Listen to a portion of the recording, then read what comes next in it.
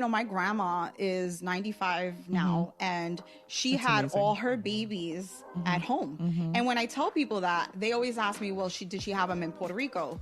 And I'm like, no, she had them in Brooklyn. I'm like, she is not going to die. She actually is more safer in her house than she is in the hospital. It's something that we've been hearing a lot about, especially with the Black and brown mortality rate in hospitals these days. I could give you 200 reasons why a doula really makes a difference.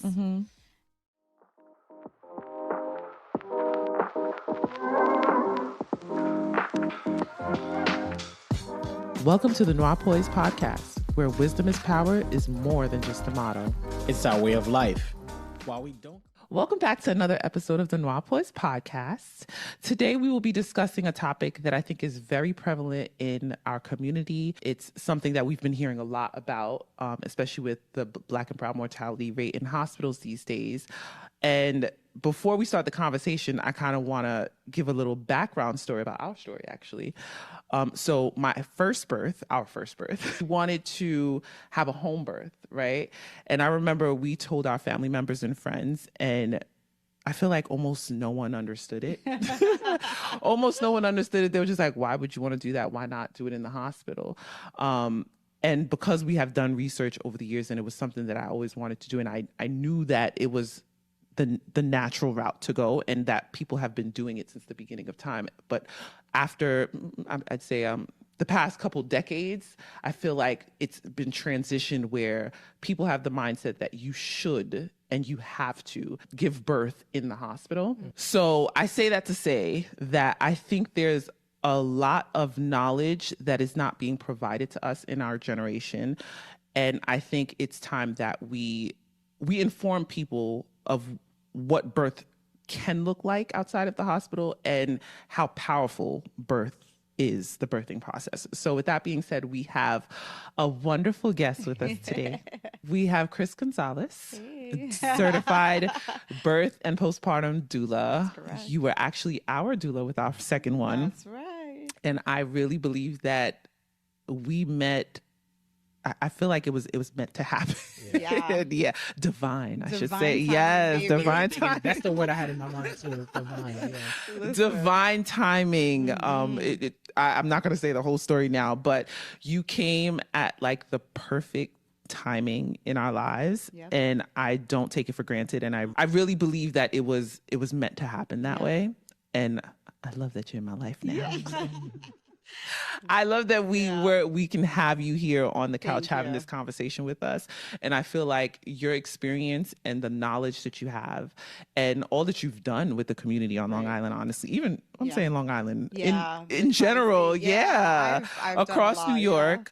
I feel like your background and your experience can really provide people with the right information, I guess you could say, when it comes to home birth. Yeah, I feel like I'm very thankful to be here right now, and I feel blessed to have you guys in my life and just be able to share the story, especially in a setting like this, right? Because I think it's important to share my story, share our story, our story as a community, right? Yeah. I am Chris Gonzalez Baez. I am co-CEO and founder of Divine Warrior Birth Services.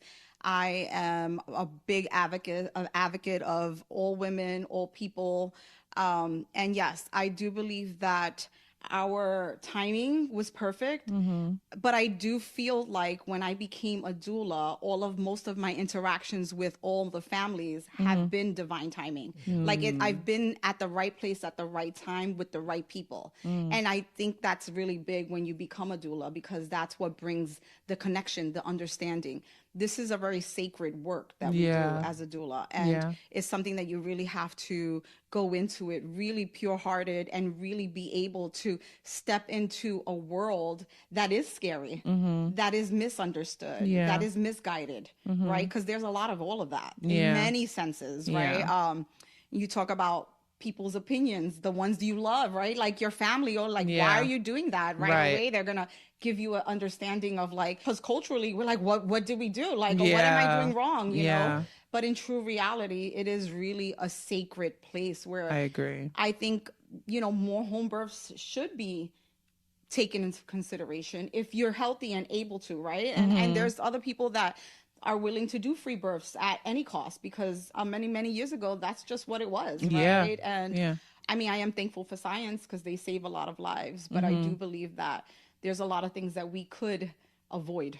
Right. I agree. What are the biggest stereotypes you've heard since being a doula, right? Because, I mean, I just became a doula, so I don't really have the experience. Doula comes, you just don't it's within you, right? They say, become a doula. Yeah, you are one, right? That's right. Let me claim that. Let me phrase that. Exactly, girl. The minute that you've decided to step into that world, that means that you are it, right? That's right. It really doesn't just land. You're right. You're right. Okay, so I am a new doula. I'll say that.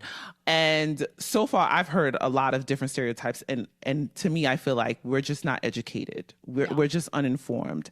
People don't have the right information. And so they hear home birth and they automatically think it's unsafe. Yeah. They automatically think that you're putting your life in jeopardy. Right. You know, I think I've said this story before, but like my mom chose to not want to be present. Right. When I decided I wanted to do the home birth route because she was so afraid of the possibilities. I get it. And we actually had an episode not too long ago where we talked about C-sections and the safety in the hospital, because of course the hospital, like you said, it's necessary. There's a space for medicine. Right. We're grateful for medicine because there are emergencies. There are situations where C-sections are needed. Right. But what I've come to realize is that it's used when it's not necessary. 100%. Right? And we're in that space now where that happens almost all the time. Yeah. And women are going into the hospitals and having C-sections unnecessarily as a first-time mom. And that kind of leads them down a specific type of trajectory, right? So what are some stereotypes that you've heard when it comes to home births that you're like, this is not true? Yeah. You know, what would you say are some of those? Misconceptions? Misconceptions. Well, I think there's a lot. I think there's a lot. First, when you asked the question, I thought you were going to base it off of like a doula's perspective, because just the doula alone is a whole conversation about like the misconceptions or the misunderstandings or, you know, like all of them thinking a lot of things, like a lot of roads that are not true. Home birth is a whole different capacity. And it's like, I've heard the wildest things to me, about situations, about births at home. And it'll be from like almost anybody. So I do 85% of my births are home births. Yeah. We have been able to birth and help moms birth babies that have had VBACs. Yeah. So it's a vaginal birth after C-sections at home, which is a little controversial, right? But I say that as I go into my next comments is because there's so many misconceptions. It's like, first of all, a lot of people think that the midwife is not a doctor. Yeah, I've heard that actually. Not true. Your midwife is a doctor. She does all of the things. They've gone to school. Exactly. Right. She has her medical degree. She is well equipped in all situations. They do have a whole kit, a birthing kit with them. All of the things. Another thing that I've heard is that basically the home births cost a lot more money. And that really isn't true either. I can vouch for that. Wait until they get the hospital bill. Yeah, exactly. I can vouch for that. Yeah, it's definitely a whole different. You know, and you're just talking, right. And you're just talking about, those are the basic things. Those are not even the things that, you know, really matter. Where people are like, I mean, straight out people have said, the mom's going to die. And I'm like, she is not going to die. She actually is more safer in her house than she is in the hospital. Just Facts. Getting to the hospital is another capacity of everything, right? Yeah. And that's not including what everything else is in there that's happening in there, right? So, and I actually get a lot of feedback and pushback from grandmas. Really? Yeah. Why? It's kind of like your mom, like being.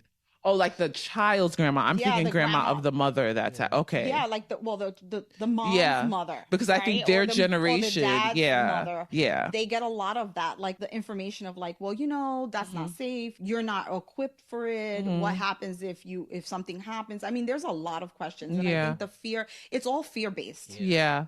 And I was just going to say, I think because that generation, because I think the timing when things were shifting from home births to hospital births, I think was around like the 1950s, or something like that. Like 40s. Yeah, so that would make sense that their generation, they're the first generation, I think, that really experienced hospital births Right. in a grand scale. So to them, it's just like, there's no other, why would we do it the other way? That's how people did it when they weren't aware. Right. Little do they know. Right. And is all. It's not true. The thing about it is, I'm very thankful that people are understanding and it's becoming a norm instead of it being it's like being talked about more taboo, now. right? Because like really and truly, it's taboo. It is. Yeah. But in true reality, you know, my grandma is 95 now, and she had amazing. all her babies at home. And when I tell people that, they always ask me, well, did she have them in Puerto Rico? And I'm like, no, she had them in Brooklyn. She had two of her babies in Puerto Rico, right? Yeah. And she had all her babies. And, you know, when I became a doula, I really wanted to understand it from a real place where I could fully understand it, because she was going to tell me the truth, right? Yeah. And the idea was, she told me, which I thought it was very interesting, and I'm so happy to share that, was that at that time, if you gave birth in a hospital, you were considered to be low income, poor, because you didn't have a space to give birth. You didn't have a home.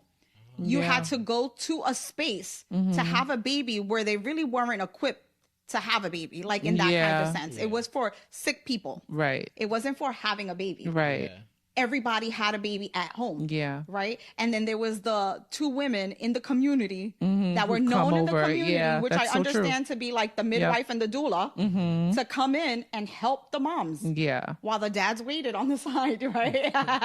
And do the things. This was a real true story. This is part of my legacy. Right? Like this is how all my aunts and uncles and mom were born. Yeah. Right? When she first said that she wanted a home birth, honestly, my heart dropped. Yeah. I remember. In all my life, I've never heard of anyone choosing to have a baby at home. I've seen in movies or heard of experiences where people have, you know, babies in the car because they're trying to get to the hospital. I've never heard of someone saying, I want to stay. I'm going to choose. Yeah. But when she informed me of the, you know, the pros and the cons of being in a hospital setting, I understood it more so. So I wanted to ask you, what do you give credit to everyone, not everyone, but most people trying to now shift to home birth versus hospital birth? I think the first credit that I want to give is being brave. Taking the chance. You have to walk in a world of bravery and trust. If there's not trust and understanding and a sense of bravery, it's not going to work. Because if you are in any way, shape, or form stagnant about your choice, it's not going to work. Because part of birthing is surrendering. And when you surrender, you have to surrender body, mind, and soul. And so if something's holding you back in your mind, guess what? Your body is not going to follow. Yeah. I love that you said that. I'm in the middle of reading the birthing book. Yes. By, what's her name? Ina.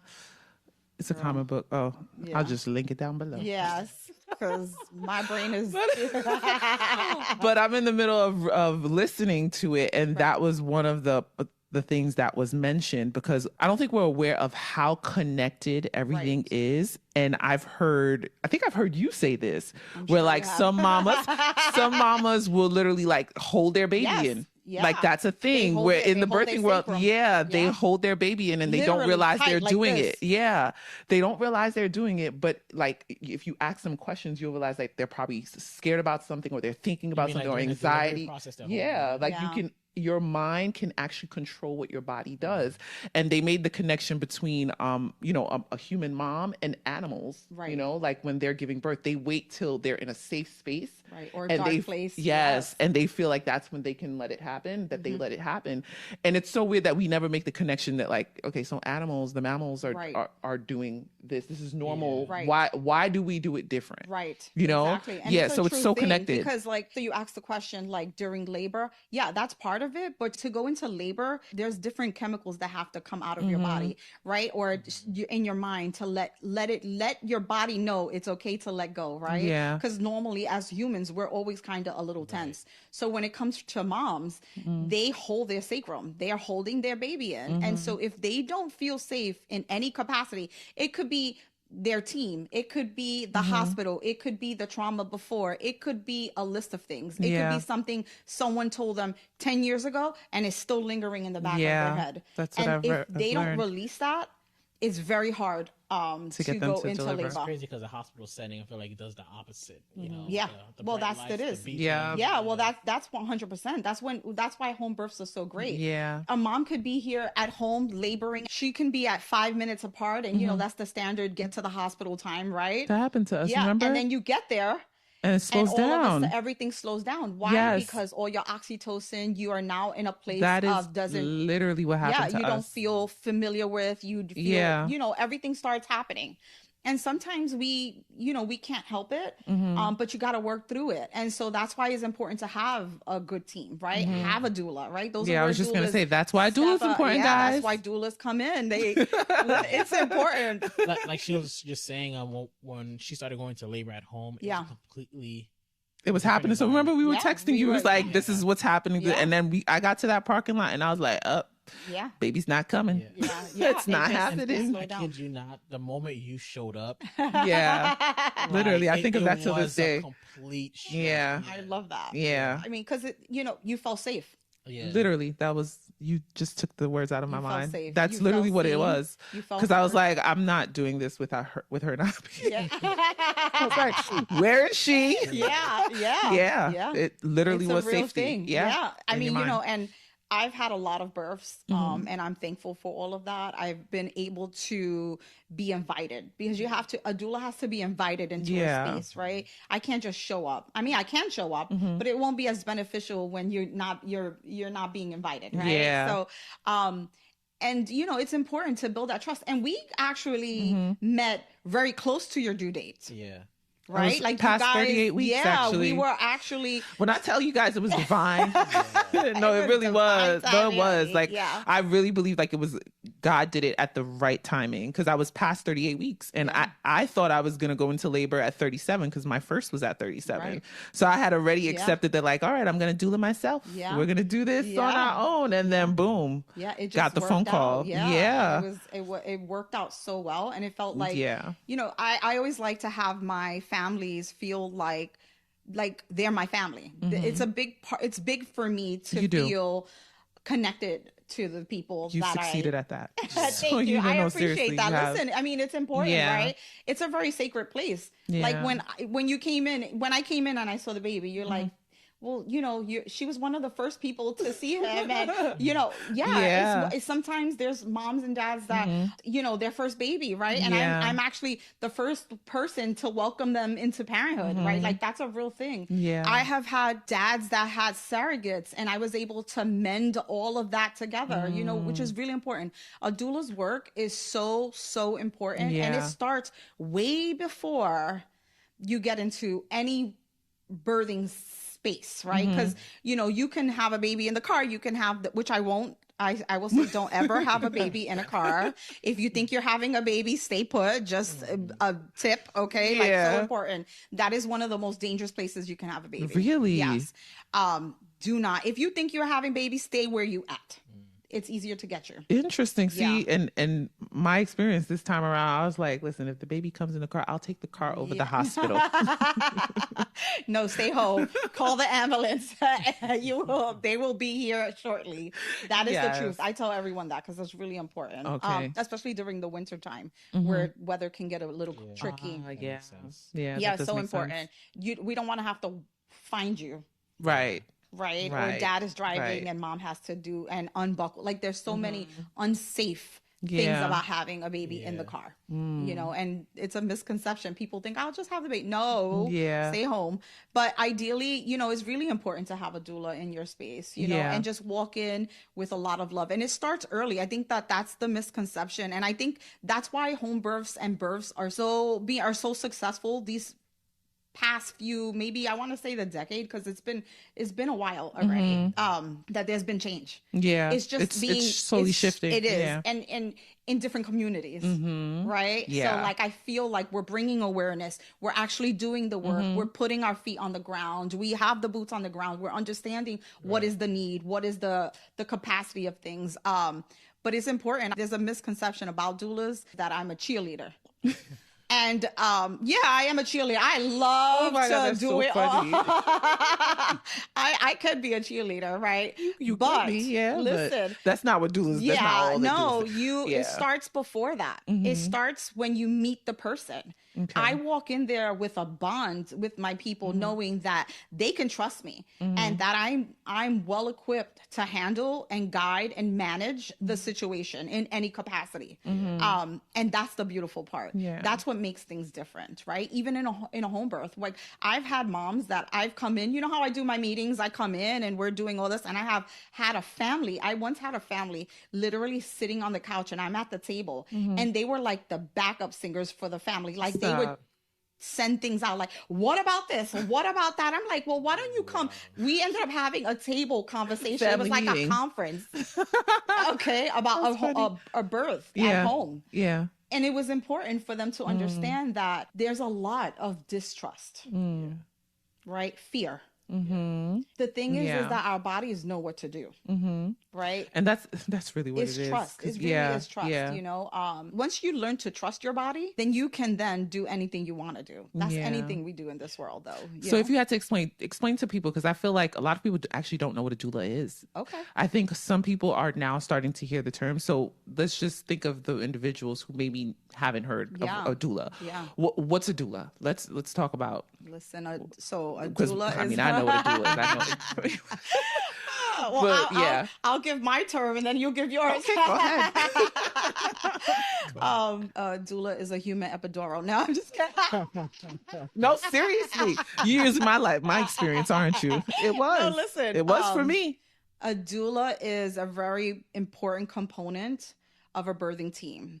That doula is there to help guide you through your experience, and your experience meaning your mental, physical, and supportive part of it all, right? And so a doula is there to educate and really bring awareness to what your birth will look like. Because the thing is that every birth is a little different, and every need is a little different, right? I've had a lot of births, and they have all had similar outcomes, but everything has been different. The wants, the needs, the way they view things, the way they their receptive language, their expressive language, all of that.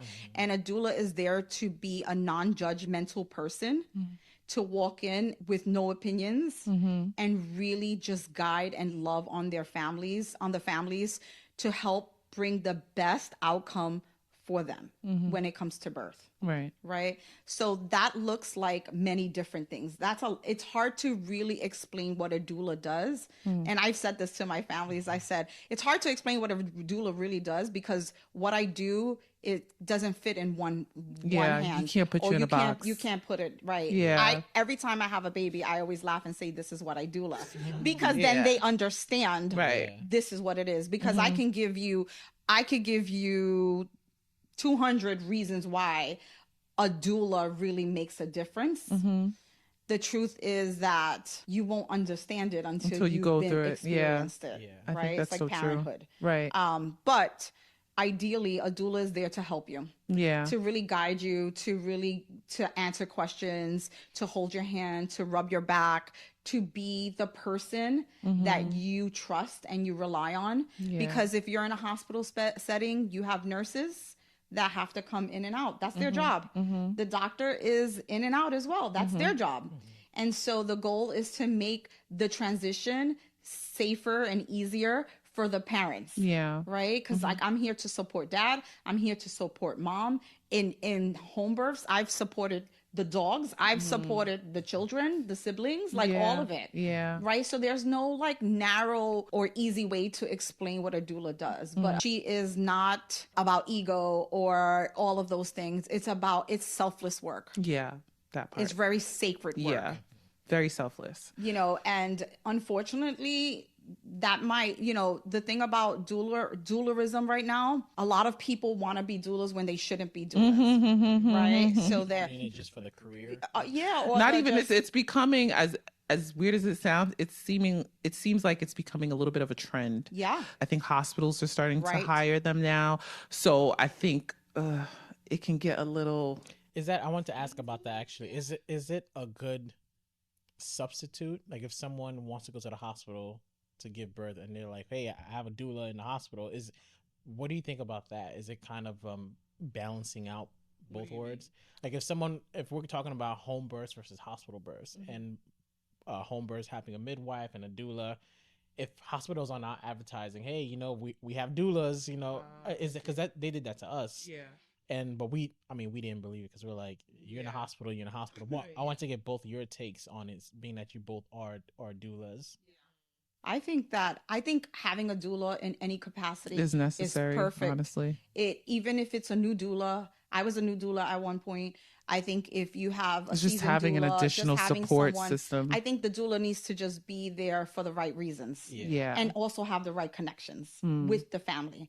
Like, I'm okay with interviewing my families, right? Like, I make sure that we connect, and if we don't connect, then maybe I'm not the one for the job. I will help you find another doula, right? Because that's so important. So yes, I do think that having a hospital that's doula friendly, like right now, I am part of an ambassador for Stony Brook because they're becoming doula friendly. Yeah, a doula friendly facility, and I think it's a really important part of having them there. You know, and having maybe, you know, a nurse that the mom is there for a long time and have a doula and come and ask the doula, hey, well, how can I help?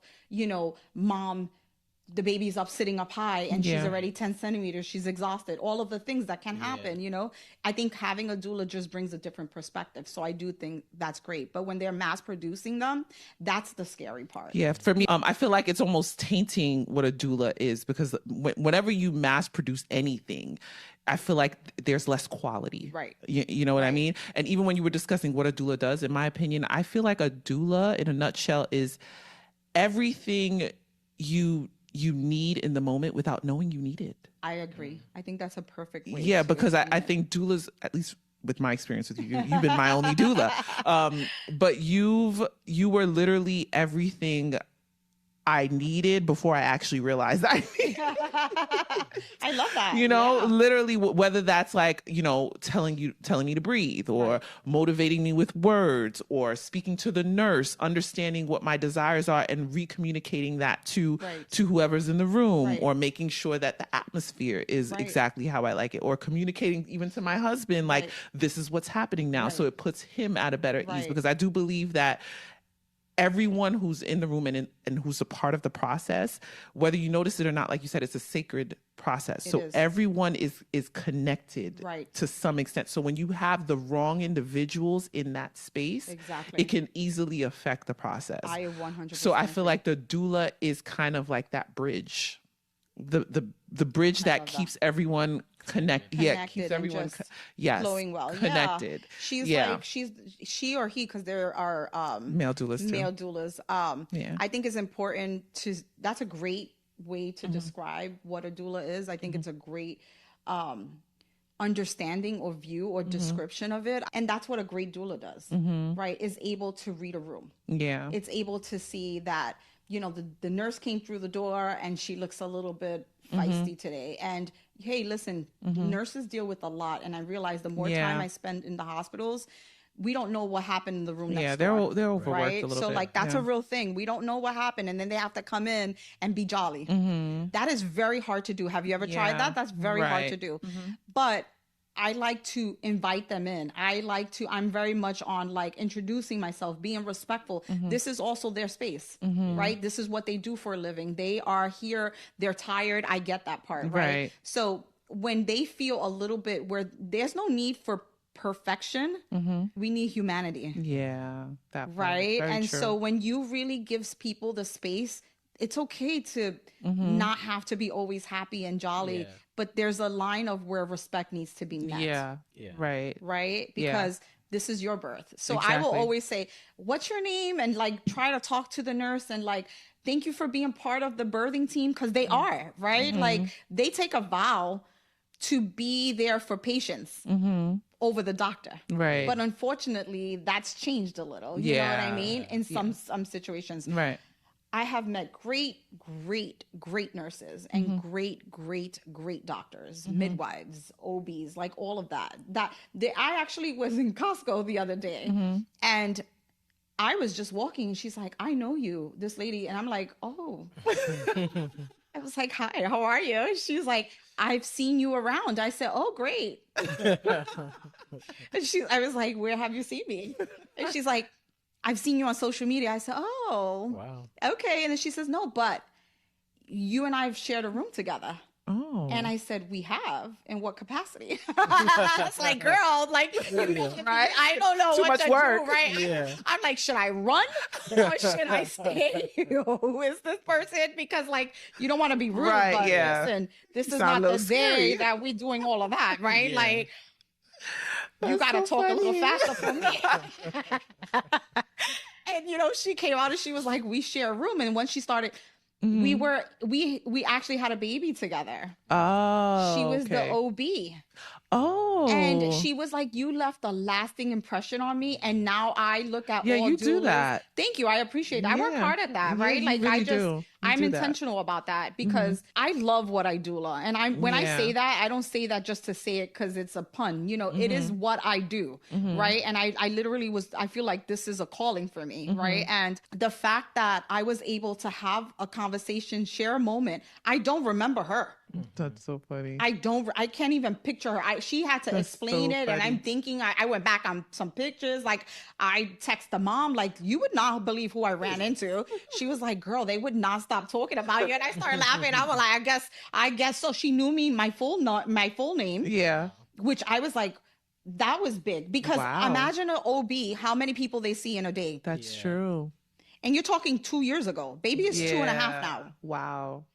Says a lot. Yeah. I'm thankful. Says a lot. But you know what that means is that I did my job and I did it gracefully and I did it with love. And not only was I able to make a space feel perfect or doable for the dad, the mom, the nurse, but also the doctor. The doctor. Yeah. I love like that. that means a lot. Yeah. I feel that it was a big thing. You know, my hair stand because it's the truth, right? Like, and that I'm in and that's what happens Costco's. when you're walking in purpose. Yeah. So it goes back to what you said about if it's a substitution in the hospital. I don't think it's necessarily a substitution, but like she said, it's if the person is doing it with the right intention. Right. So if you have a doula in the hospital versus a home birth, it depends on the woman too. Right. Some moms actually prefer the hospital. Yeah. But having a doula in whatever space or capacity that is, if that doula is operating with the right intentions, the impression is left. You know, it makes the process a little 100%. Bit more smoother and better. Yeah. I spoke with someone recently in the healthcare field, not in, she wasn't an OB or anything, but she made me realize something very important where she said in the healthcare field, we focus on so much of the scientific that we forget the humanity. And we kind of put it to the side and not wondering how is the mother actually feeling herself. You know, we're focused on, is the baby healthy? Is the mom healthy too? But we're not focusing on the emotional aspect. And I think that's where a doula really comes in and just puts everything together. I think that's well said. And I think it's very truthful. And I think that comes from a lot of spaces when it comes to hospitals, right? And that's the difference between the hospital and the home birth. You don't have those interruptions. You have your midwife, you have your doula, and you have your supporting people, right? Like it could be whether it's your dog, your parent, your spouse, your partner, whatever it is, right? Then that's the people where there's not a clock ticking. This is just letting life happen. I think that's the difference, for me. The thing is that it's the clock that's ticking, right? Like if you're there too long and they start shifting your nurses, so now you've just built a relationship and here came another nurse and here came another doctor. Yep. Right? The whole like team. That, right. Because that's what happened to us. It just worked out. Right. Thank God it worked out well. But that's what happens. You have to reintroduce yourself to a whole different team. And then you have to understand at the end of the day, a hospital is a business. Right. So as much as like you hope that they're not focusing on the time or what's being used or how long it's taken, the reality is they have to. Right. Because the insurance is paying them for a certain amount of money based on a diagnosis for a certain amount of time. Exactly. So they have to look at that. And I think that's where the problem is for me, because once you put into the concept of funds and you know that it's a business, it takes away the humanity aspect. Now that person, and I'm not saying it's across the board, but the reality is that mom is now a client in a way. She's a number. A number. Thank you. That's a better word. She's a chart number. She's a number. And they lose sight of the fact that this is a woman who's had her own life experiences and is going through the most vulnerable stage of her life. Absolutely. That's the problem. And I think she's coming in with a lot of experience of life, right? Mm-hmm. And no one knows what happened prior to and they put everyone in that same box. And then you are in that. And I mean, since when I've started to my current day right now, there are hospitals now that are like just welcoming doulas a lot more than when they first started. Yeah, it's right? becoming a thing. They're more trying welcoming. to take in and really appreciate. You know, I get nurses that come in for whatever. Oh, this place smells lovely. This is so nice. The candles, the vibe, the music. They're like all the way sold. And it's leaving a last impression like the OB, right? She then said, I'm now inviting doulas into my space, which I thought, this is beautiful, right? Because we need change. Yeah. Right? Part. We need change. Not everybody, like my grandmother said, unfortunately, has a safe home. Yeah. Not everybody can birth at home. Yeah. Not everybody wants to birth at home, right? But the fact that if you can birth at home, it's a great opportunity to feel like, I want to say just at ease, where you just can really take your time, enjoy the process, be just kind of still in your space and just love on your life, right? In your space. That doesn't mean that you can't do that in a hospital.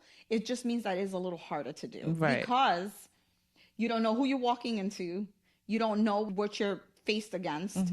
And also, because most of the time you're going in as a number until you have something that you really have to advocate for yourself. Right. Have someone that's going to be advocating for yourself, right? Yeah. Right. We worked. It's like, okay, because we had to work through some of the things, you know, when it came to your birth, right? Yeah. Like this was a VBAC. Yeah. Right. And which is important. You had a successful VBAC unmedicated. We worked at that. Yeah. We worked at understanding, strategizing, right? We worked through trauma. We worked through understanding. We worked through all of that stuff. Right. That's what a doula does. Yeah. Not when you show up to the party. It's too late. Yeah. That is too late because you can do a difference. You will make you bigger make lasting a connection exactly in advance, when you walk in and you have an idea of what we are facing and how we're gonna get from point A to point B. Right. Right. And that's another issue that I had through my own experience. I've noticed, and I've heard countless women now that in my life have expressed the same thing. You're in the most vulnerable stage in your life, and a lot of times you have to almost feels like you have to fight for what you want because the hospital is used to a particular look on how birth should look like, whether it's something as simple as like, I don't want to lay on my back, or I want to be able to move around as I'm laboring. I don't want to be tied to a bed on a machine. You know, all these little things that some women will look at and think it's not a big deal, but it makes a huge impact on your birth and how things 100%. Are going to go for you. You are 100%. So having to fight and explain yourself over and over to different nurses and different doctors, and they don't see why you're saying what you're saying. They don't agree with what you're saying. So now you're not able to focus on the birthing process, but now you're filled with anxiety and you have to, you're angry. Right. And you know, all these, like, frustrated. Birthing is a beautiful process, but it's work. Your body goes through a lot. In a short period of time, even if it's 2 weeks, right? Like some people go into labor early, right? And not just, it could be 2 weeks span and your body's still going through a change. Right. So like, it's not just a headache that's just going to go away. To bring ease is you have to birth a baby, right? Like you have to bring a human earthside. And so that is a real thing, you know, and although, you know, a lot of the nurses and people and doctors, they do this often, you know, they don't understand always what the other mom goes through. And you're talking about in a lot of spectrums, right? It could be culturally. It could be from a trauma's perspective. It could be anything, you know, white coat syndrome, all of the things, right? And they don't not understand that. They're thinking, oh, why me? Complainer. Yeah. I walked into this one. Yeah. You know what I mean? But I have had beautiful conversations with a lot of nurses, and I feel like the hospitals are trying to do better. And I'm happy for that because I feel like the culture is going to change, right? Like the more we bring in the understanding. There was a time when I first started that, and this sounds terrible, but I will say this, like my family's got a better room when they knew that there was a doula coming. Really? I believe Why that. is that? Yeah. I mean, because they're going to be held accountable. Right. Doula's more educated, so it could challenge them on what the standard is. Be held accountable. I'm seeing you through another eyes. Like, yeah. Wait, so what's happening right now? Right. Or why is that happening? Or like, you know, we talk about a huddle. Like, I talk to my families. If I say huddle, I'm asking the partner, escort everybody out. Right. Let's reconvene and let's talk about what just happened. Right. Because there's been times we've had to, you know, talk.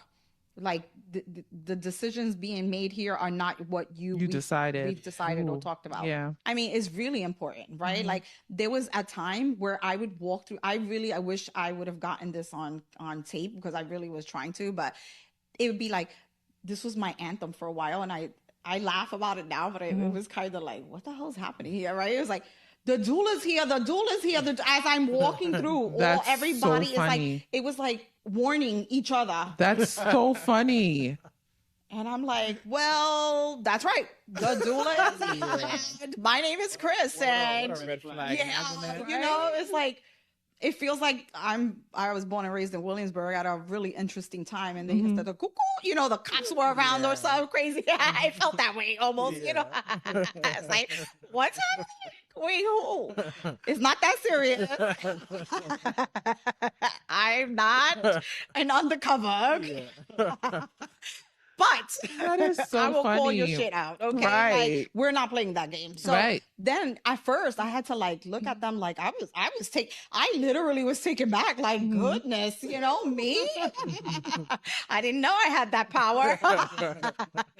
But then I appreciate that is hilarious. It is but at the same time, it's like true talk. It's terrible because that just shows that you are operating differently when the doula is not present, and that's not okay.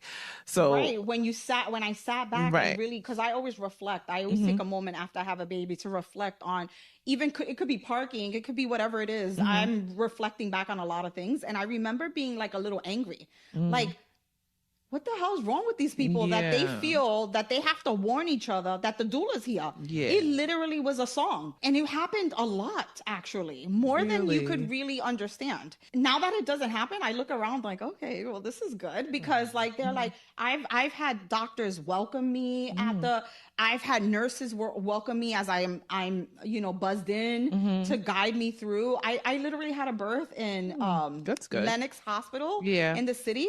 And they were so welcoming. It was unbelievable how welcoming they were. Oh, wow. Like, they walked me in. They were so thankful. They were so happy. I mean, it was a very interesting. I love that. Well, we hope that the changes keep continuing. Exactly. That's the goal, right? Exactly. It's to slowly shift it. And just do the things that we need to do. Yeah. And I think there's something happening to humanity.